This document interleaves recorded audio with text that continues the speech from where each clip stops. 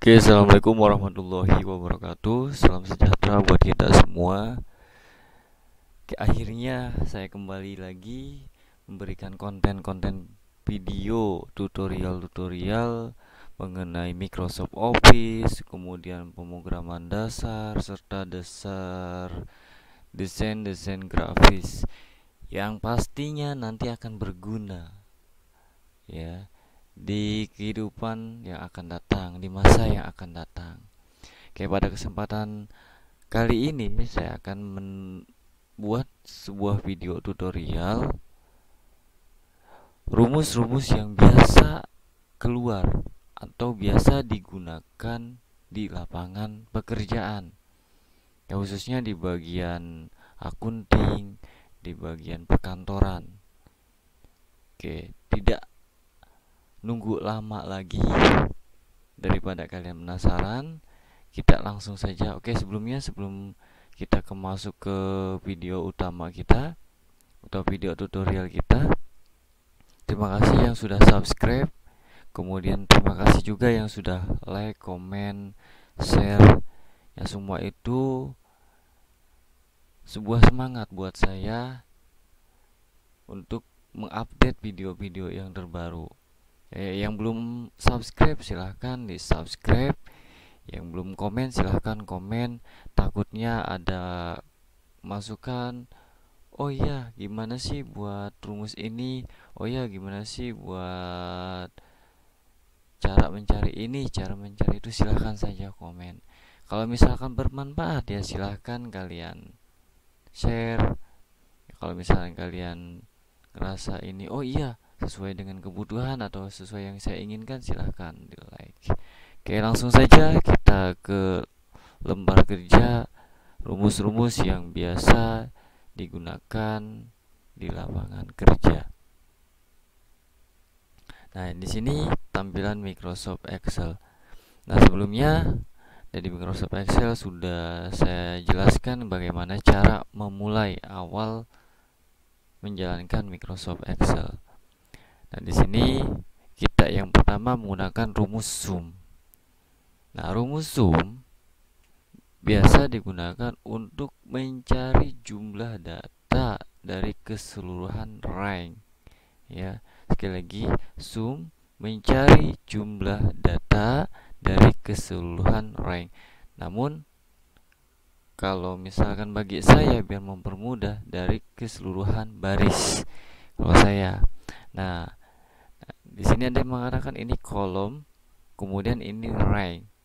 Nah, kalau saya biar mudah, ya ini menurut pendapat saya. Kalau misalkan kalian punya pendapat masing-masing ya silahkan ya. Nah, di sini kalau menurut pendapat saya biar mempermudah, di sini kita menggunakan atau bahasa di sini kolom, kemudian ini baris. Ya. Jadi bisa sum berfungsi untuk menjumlahkan data dari seluruh baris atau rank gitu. Nah, kita langsung saja.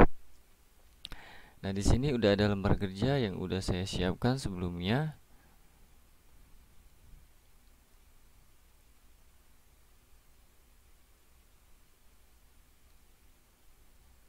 Nah, kita zoom. Nah, di sini ada beberapa data yang akan kita jumlahkan nilainya. Yang pertama, kita gunakan sama dengan sum buka kurung, kemudian E4.2 atau sampai E8 tutup kurung. Nah, kita enter. Oke, ini rumus sum. Nah, kemudian yang keduanya bisa juga kita dengan ini, sama dengan sum, klik dua kali di sini pada mouse, kemudian kita tarik ranknya atau barisnya, kita tutup sama dengan enter. Nah, ini rumus sum. Nah, selanjutnya kita menggunakan rumus min. Nah, ini rumus min. Oke, kita hapus dulu ininya. Kita zoom. Nah, rumus min biasa digunakan untuk mencari nilai terkecil dari data di seluruh rank atau baris. Nah, kita menggunakan sama dengan min buka kurung D4 sampai D8 tutup kurung, enter. Nah, ya. Nah, bisa juga sama dengan min klik 2 kali, klik pada baris atau rank, ditarik, tutup, kita enter. Nah, yang selanjutnya kita menggunakan rumus max atau maksimum. Nah, di sini udah ada datanya, lembar kerjanya. Nah, rumus max digunakan atau berfungsi untuk mencari nilai terbesar dari keseluruhan baris, ya, atau rank. Nah, sama dengan max buka kurung kemudian D4 sampai D8 kurung, enter. Oke. Atau juga bisa langsung begini, sama dengan max klik 2 kali, kemudian klik tarik pada rank atau baris, tutup kurung, enter. Nah, itu menggunakan max. Selanjutnya kita menggunakan rumus average. Nah, rumus average berfungsi untuk mencari nilai rata-rata dari suatu rank atau baris. Gimana cara mempraktekkannya? Yang pertama sama dengan average buka kurung kemudian D4 titik 2 D8 tutup kurung, enter. Oke.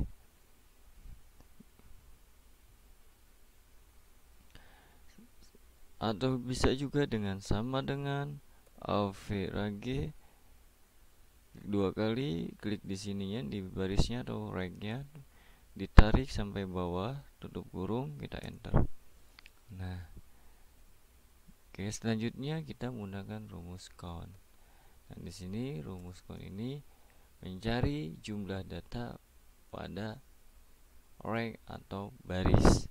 Gimana cara mempraktekannya? Kita langsung ini sama dengan count buka kurung D4 titik 2 D8 tutup kurung, enter. Nah, apakah benar jumlah siswa pada data atau tabel di sini ada 5? Kita hitung 1, 2, 3, 4, 5. Ternyata benar. Nah, ini ada 5 data pada tabel di atas. Itu fungsi count. Selanjutnya kita menggunakan fungsi countIf. Nah, di sini kita hapus dulu. Nah, fungsi countIf digunakan untuk mencari data tertentu. Misalkan data laki-laki, data perempuan, data absen alfa, data absen sakit, data absen izin. Nah, itu menggunakan rumus countIf. Gimana cara menuliskan rumusnya? Sama dengan countIf buka kurung. Kita di sini ada keterangan laki-laki, berarti jenis kelamin laki-lakinya berapa, jenis kelamin perempuannya berapa. Kita countIf D4 titik 2 atau sampai D8 di koma kutip 2 laki kutip 2 tutup kurung enter. Nah, apakah benar jumlah jenis kelamin laki-laki ada 3? Kita hitung 1, 2, 3. Oke, ternyata benar 3. Nah, selanjutnya kita mencari jumlah jenis kelamin perempuan, sama dengan kontif buka kurung, D4 sampai D8 titik koma kutip 2 perempuan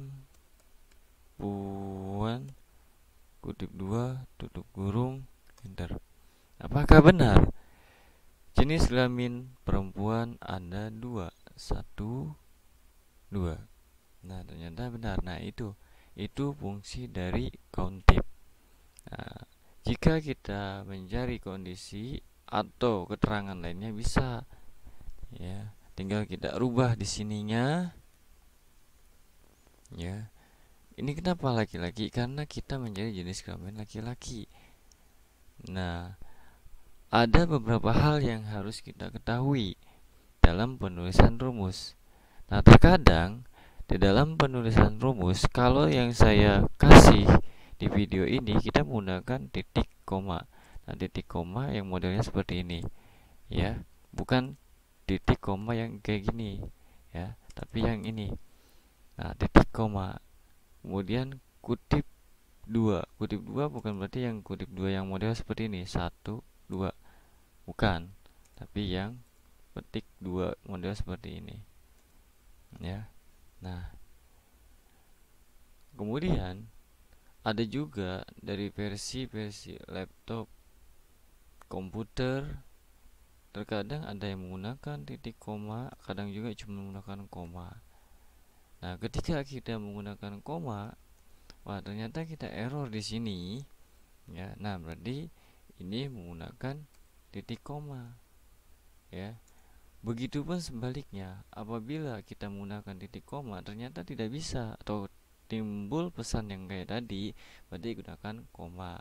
Nah, begitupun yang ini, ya, apabila kita menggunakan koma, ternyata timbul seperti ini. Nah, kita menggunakan kutip. Dan sebaliknya, apabila kita menggunakan kutip 2 model seperti ini, ternyata error atau tidak bisa, berarti tinggal kita rubah kutip 1 aja di atas, seperti itu.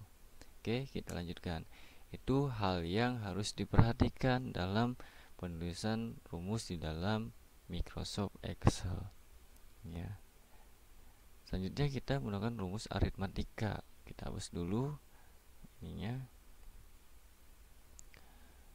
Aritmatika ada penjumlahan, pengurangan, perkalian, dan pembagian. Nah, rumus-rumus seperti ini biasanya sudah familiar atau biasa kita temukan di contoh pembuatan kalkulator, ya, di HP. Itu secara tidak sadar kita udah sering menggunakan rumus-rumus aritmatika yang akan saya jelaskan pada kesempatan kali ini. Nah, di sini yang pertama penjumlahan. Bagaimana caranya? Sama dengan, berarti kita akan menjumlahkan nilai matematika bahasa Indonesia sama bahasa Inggris. Berarti D5 ditambah E5 ditambah F5. Nah, oke. D5 ditambah E5 ditambah F5, kita enter. Nah, penjumlahan menggunakan tanda plus. Oke, selanjutnya di pengurangan, sama dengan D5 dikurang E5 dikurang F5, enter, ya. Perkalian sama dengan D5 bintang, ya, kalau perkalian menggunakan bintang, E5 dikali F5, enter. Pembagian kita menggunakan slash, ya. D5 slash E5 slash F5, enter. Nah, ini rumus-rumus yang sudah kita buat. Nah, kalau sudah selesai seperti ini, kita bisa tarik. Nah, kita blok dari atas. Dan kemudian di sini ada, kita arahkan supaya ya, tandanya model seperti plus begini. Klik 2 kali pada tanda berikut atau tanda tersebut, klik 1 2, kita tarik. Nah, oke, secara otomatis sudah keisi semua. Itu kita dalam menggunakan rumus aritmatika. Nah, selanjutnya kita menggunakan rumus if. Rumus if biasa digunakan jika kondisi tersebut memiliki kondisi. Maksudnya, contoh di sini. Oke, kita hapus dulu yang ininya. Nah, di sini ada keterangan. Jika nilai di atas 80 sampai 100, maka predikatnya A. Jika nilai 80 sampai 75, maka predikatnya B. Jika nilai 75 sampai 65, maka predikatnya C. Bagaimana kita menggunakan rumus dalam lembar kerja berikut? Kita langsung saja. Nah, di sini sama dengan jika kan ya, if jika nilai berarti D4 di atas atau lebih dari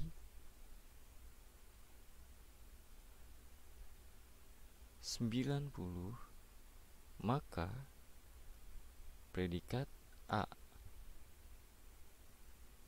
Jika nilai di atas 80, maka predikat B. Jika nilai di bawah, jika nilai di atas 75 sampai 65, maka predikat C.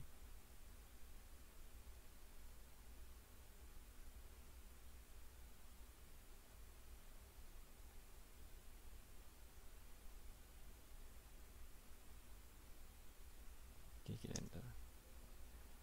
Nah, kalau model seperti ini, kenapa kok tampil? Nah, ini jangan sampai kita dapatkan pesan error seperti ini. Nah, kalau misalkan kita dalam kompetensi atau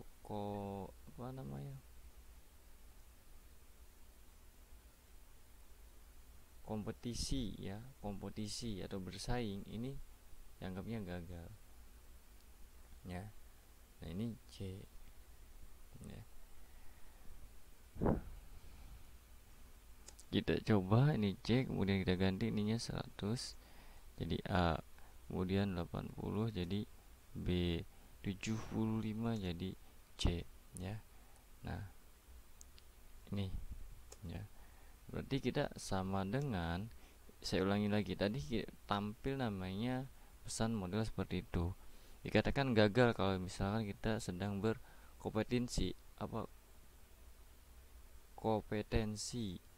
kompetisi ya, kompetisi dalam kompetisi. If buka kurung D5 di atas 90, maka predikatnya A. Jika nilai di atas 80, maka predikatnya B. Dan jika nilai di atas 75, maka predikatnya C. Nah, kita tutup kurung 2 kali. Nah, kenapa tadi kita nggak menggunakan tutup kurungnya 2 kali? Di sini kan kita menggunakan if-nya 1 2, maka tutup kurungnya juga 2 kali. Begitu, kita enter. Nah, ya. Tuh. Kita tarik. Nah, selesai, ya. Nah, sama. Ya. Di sini juga kita harus perhatikan. Nah, ini yang sebelumnya ada titik koma, ada kutip. Nah, ini disesuaikan dari penjelasan yang sebelumnya. Kalau misalkan tidak bisa menggunakan titik koma, berarti menggunakan kutip atau koma saja satu. Nah, ini juga kutip 2 itu kita bisa menggunakan. Kalau misalkan ini nggak bisa, berarti menggunakan kutip 1 dan sebaliknya. Oke.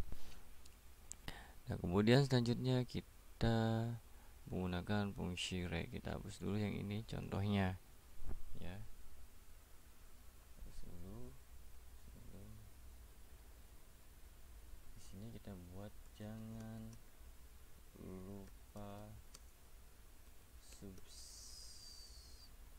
subscribe. Nah, kita besarin biar kelihatan. Di sini ada contoh jangan lupa subscribe. Nah, kita mau memisahkan. Yang pertama jangan, kemudian yang ininya lupa, kemudian re-nya subscribe, atau dipisahkan. Gimana caranya? Kita langsung saja. Sama dengan left buka kurung B2 ya, titik koma 6 tutup kurung. Nah, kenapa ini titik koma 6? Karena kita mengambil karakter dari sebelah kiri. Berapa karakter yang akan kita ambil? 1, 2, 3, 4, 5, 6. Makanya di sini titik koma 6. Kita enter jangan. Nah, kemudian selanjutnya lupa. Kita menggunakan mid buka kurung B 2 titik koma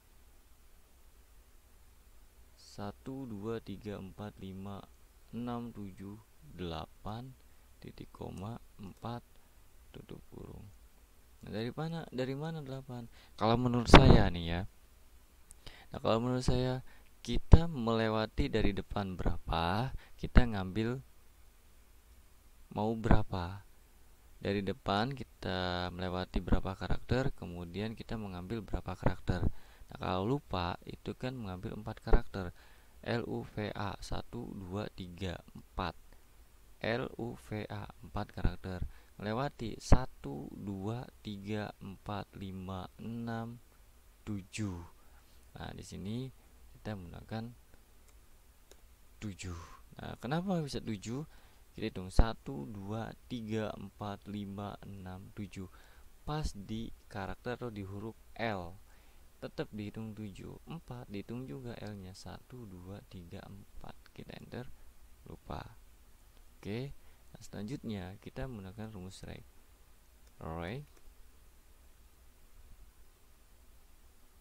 Buka kurung B2 titik koma subscribe. Berapa karakter? Kita hitung 1 2 3 4 5 6 7 8 9. Dari sebelah kanan, dari huruf E 1 2 3 4 5 6 7 8 9. 9 tutup kurung enter ya. Nih. Oke, jangan lupa di subscribe ya. Nih. Oke. Jangan lupa di subscribe. Ya, yang belum subscribe silahkan subscribe. Yang sudah subscribe silahkan share, silahkan like, dan silahkan komentar. Oke. Dan selanjutnya kita menggunakan rumus sum if. Nah, di sini rumus sum if digunakan untuk menjumlahkan data pada suatu baris atau array untuk data tertentu. Misalnya nilai keseluruhan jenis kelamin laki-laki berapa, nilai keseluruhan jenis kelamin perempuan berapa. Nah, itu menggunakan rumus sum if ya. Bagaimana cara menerapkan pada lembar kerja? Kita langsung saja kita zoom. Nah, sama dengan sum if. Oke. Kemudian D5 titik 2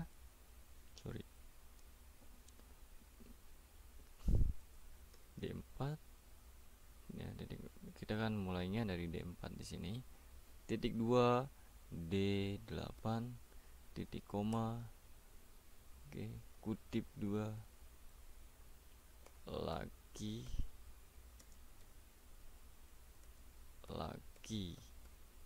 kutip 2 titik koma, nilainya E4 titik 2 E8 tutup kurung enter. Nah, ini hasil yang benar. Nah, jika kita ada pesan model seperti ini kok 0. Nah, ini harus kita perhatikan. Nah, di sini di karakter laki-laki, apakah ini menggunakan kutip? Apakah ini menggunakan spasi depan belakang ataukah tidak? Kalau menggunakan, berarti ketika penulisan rumus kita gunakan juga. Nah, gitu ya. Makanya ketika penulisan model seperti ini harus sesuaikan dengan yang ada di lembar kerja yang awal ya. Jangan sampai di sini tulisannya laki-laki hurufnya besar semua, tetapi dipengertikan rumusnya kecil. Nah, itu tidak akan bisa. Apalagi sampai begini, jenis kelamin laki-laki lah biar cepat, ternyata kalian singkat aja L di sini, nggak bakal bisa karena acuan yang paling utama di lembar kerja yang ini. Makanya tolong diperhatikan. Nah, kemudian untuk yang perempuan juga sum if ya, D4 titik 2 D8 di koma kutip 2 perempuan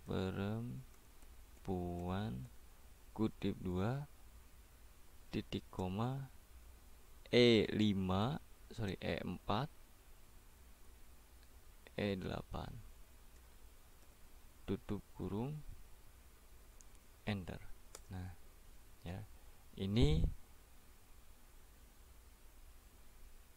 rumus sum if pada lembar kerja model seperti ini ya. Selanjutnya kita menggunakan rumus VLOOKUP. Nah, VLOOKUP berfungsi untuk menarik data pada tabel yang berbeda. Contoh, ini tabel pertama, ini tabel kedua. Nah, VLOOKUP secara vertikal ya. Ini tabel pertama, ini tabel kedua ya. Nah, di sini ini lembar utamanya atau tabel pertamanya. Bagaimana ya, keterangan tabel kedua ini masuk ke dalam tabel keterangan yang pertama. Ini menggunakan rumus VLOOKUP secara vertikal ya. Gimana cara penulisan rumusnya? Kita langsung saja. Sama dengan VLOOKUP E5 di koma E13 titik 2 H16 di koma 2 tutup kurung. Nah, di sini. Nah, sebelum kita menuliskan rumus, kita perhatikan di dalam lembar kerja.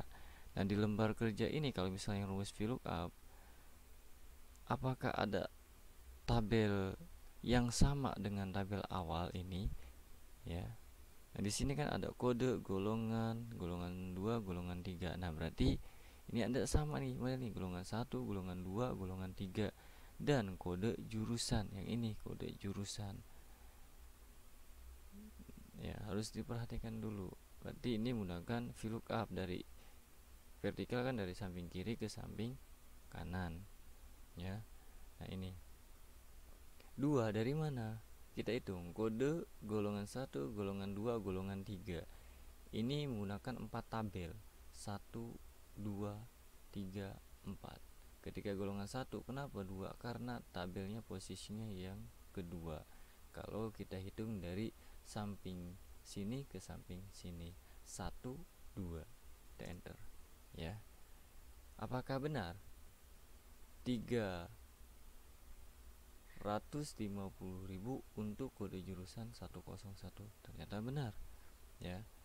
Dan selanjutnya yang golongan 2 sama, biar cepat aja, kita copy saja, kita paste ya, biar cepat. Nah ini ya. Nah, kalau misalkan model seperti ini, kita geser ininya ke sini, kita geser ininya ke sini, kemudian kita ganti ininya 3. Saya ulangi, 3. Kenapa? Ininya 1, 2, 3. Golongan 2 ada posisi di tabel ketiga. Kita enter ya. Ini menggunakan F5. Nah, kalau misalkan tampil di sini NA, wah berarti ini ada yang salah ya. Nah, pesan-pesan error itu kadang-kadang ada NA, kemudian ada false, kemudian ada error, kemudian ada tidak tampil rumusnya ya. Nah, di sini kok bisa error? Kita lihat. Nah, kalau misalkan model seperti ini, jangan panik, kita tetap tenang, kita tetap konsentrasi, pasti bakalan ketemu solusinya. Nah, di sini di kode jurusan, wah ternyata di sini larinya ke jenis kelamin, sedangkan di sini jenis kelamin tidak ada. Wah berarti kita di sininya menggunakan baru kita enter ya. Nah, selanjutnya ini juga sama, kita geser ya, kita geser. Nah, ini menggunakan 4 karena di sininya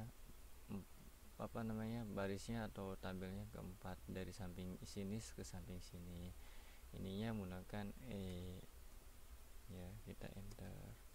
Oke ya. Nah itu. Nah kemudian gimana? Apakah ini bisa kita tarik? Ya, kita bisa, tapi kita menggunakan kode lambang dolar di sini. Lambang dolar di sini.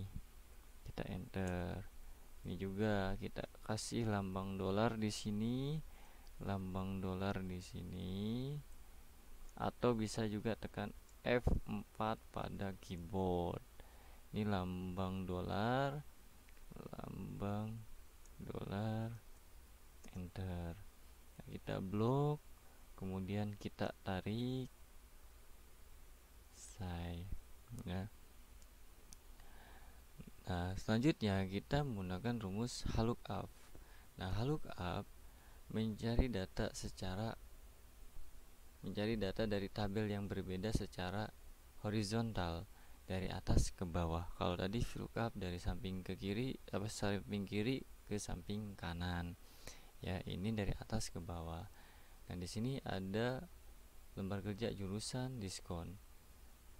Gimana caranya? Kita langsung saja. Lookup sama dengan lookup ke D4 titik koma, kemudian D10 titik 2 G12 titik koma 2 tutup kurung, enter ya. Bogor. Apakah benar? Kode jurusan kode penumpang ya. Oke. Kode jurusan ya, benar tadi kayak biasa ya kan. Nah, di sini saking semangatnya ya kan, kode jurusan di sini ada Bogor untuk kode jurusan 101. Ternyata benar. Nah, kemudian kita diskon sama dengan lookup buka kurung ke D4 koma taruh sini titik 2 kita hapus titik 2 taruh sini titik koma 1 2 3 tutup kurung, enter 2%. Oke. Nah, ini kenapa kok 2? Kita hitung dari sini 1 2. Makanya posisinya 2 untuk di jurusan, karena kita nyari jurusan, keterangan jurusan. Nah, kemudian yang diskon kenapa 3? Di sini 1 2 3 karena diskon posisinya 3 pada tabel di sini. Ya, kita enter. Seperti biasa, buat cheatnya atau buat nariknya kita menggunakan lambang dolar atau F4 pada keyboard. Kita enter. Ininya juga kita gunakan lambang atau F4 pada keyboard. Oke. Nah, ini rumus-rumus yang biasa digunakan di lapangan kerja.